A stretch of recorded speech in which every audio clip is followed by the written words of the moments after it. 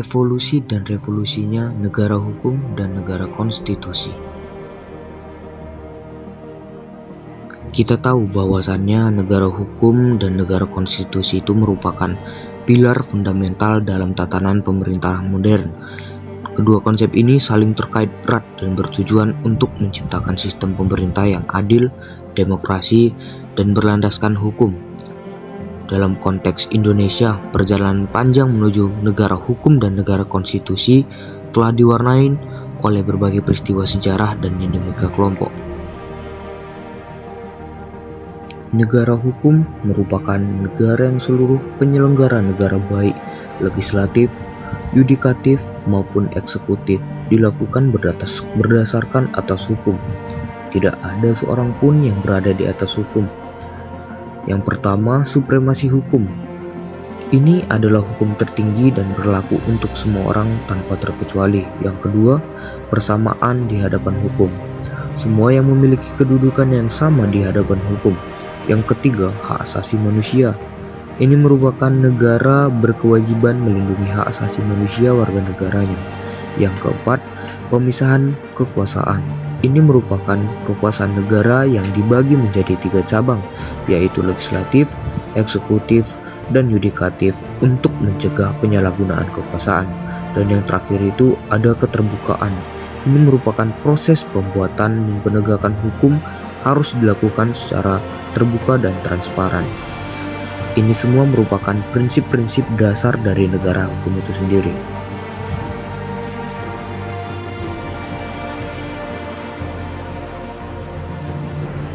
Selanjutnya itu negara konstitusi atau landasan hukum tertinggi. Negara konstitusi yaitu negara yang memiliki konstitusi sebagai hukum dasar. Konstitusi mengatur hubungan antara negara dan warga negara serta mengatur penyelenggaraan negara. Yang pertama itu adanya konstitusi tertulis, yang dimana konstitusi dituangkan dalam sebuah dokumen tertulis yang menjadi hukum tertinggi. Yang kedua ada pembatasan kekuasaan negara, yang dimana konstitusi membatasi kekuasaan negara agar tidak sewenang-wenang. Yang ketiga itu ada perlindungan hak asasi manusia.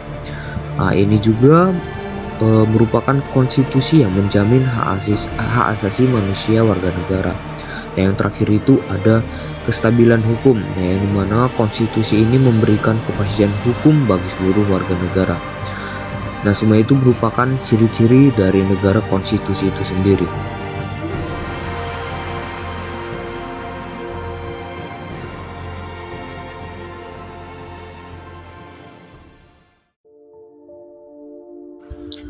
Di Indonesia ada 3 evolusi negara hukum dan konstitusi yang terjadi.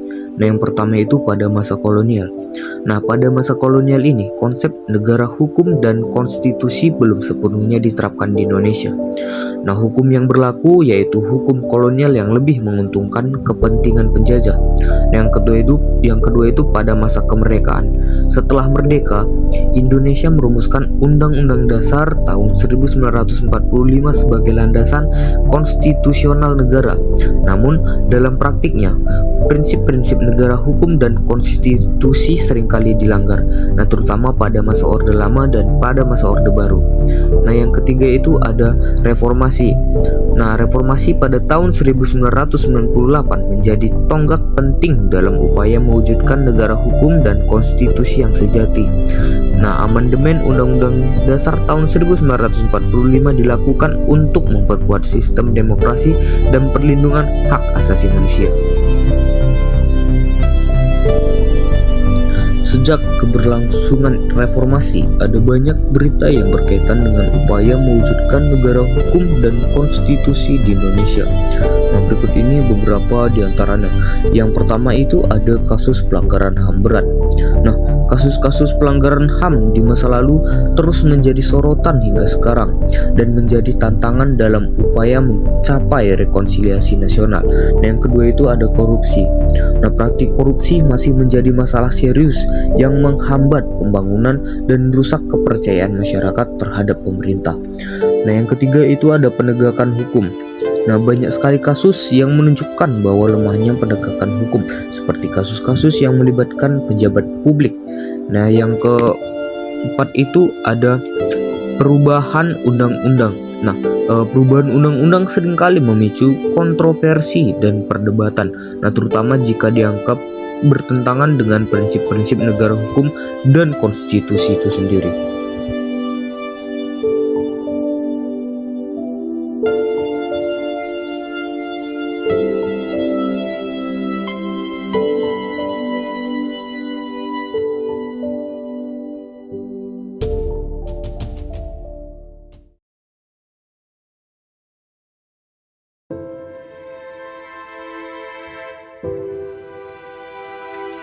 Pada tanggal 14 Juni tahun 2023, Mahkamah Agung mengeluarkan putusan nomor 67 pada tahun 2022 yang menyatakan bahwa ketentuan usia minimum 40 tahun untuk capres dan cawapres dalam Undang-Undang Dasar tahun 1945 bertentangan dengan prinsip-prinsip demokrasi dan hak asasi manusia.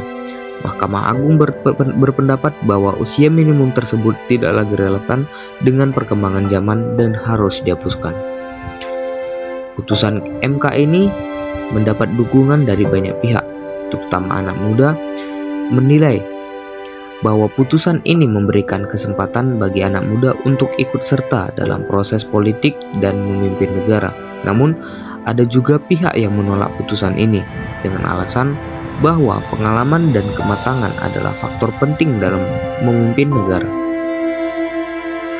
Argumentasi utama yang mendukung putusan ini, yang pertama itu ada representasi. Nah, generasi muda memiliki pandangan dan perspektif yang berbeda dari generasi tua. Nah, sehingga mereka dapat membawa ide-ide segar dan inovatif dalam pemerintahan.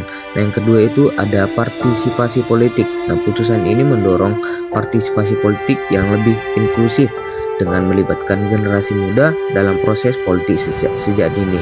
Nah, yang ketiga itu ada demokrasi. Nah, pembukaan peluang bagi anak muda untuk menjadi pemimpin merupakan bentuk penguatan demokrasi yang sejati, yang dimana setiap warga negara memiliki hak yang sama untuk berpartisipasi. Nah, dari segi penolakan dan berbagai pihak, yang pertama itu ada kurangnya pengalaman. Nah, mereka berargumen bahwasannya anak muda yang berusia di bawah 40 tahun itu umumnya belum memiliki pengalaman yang cukup dalam mengelola pemerintah dan menghadapi berbagai tantangan yang kompleks. Nah, yang kedua itu ada stabilitas negara. Nah, kepemimpinan yang stabil dan berpengalaman dianggap lebih penting untuk menjaga stabilitas negara. Nah, terutama dalam menghadapi situasi yang tidak pasti. Nah, yang terakhir itu ada tanggung jawab yang besar. Nah, menjadi pemimpin negara bukan memiliki tanggung jawab yang kecil. Nah, karena menjadi pemimpin itu harus memiliki tanggung jawab yang besar dan dengan membutuhkan kematangan emosional dan intelektual yang tinggi. Nah, pendapat mengenai MK ini memicu perdebatan yang menarik di kalangan masyarakat. Nah, di satu sisi kita perlu memberikan kesempatan bagi generasi muda untuk menunjukkan potensi mereka. Namun di sisi lain, kita juga harus mempertimbangkan pentingnya pengalaman dan kematangan dalam memimpin negara.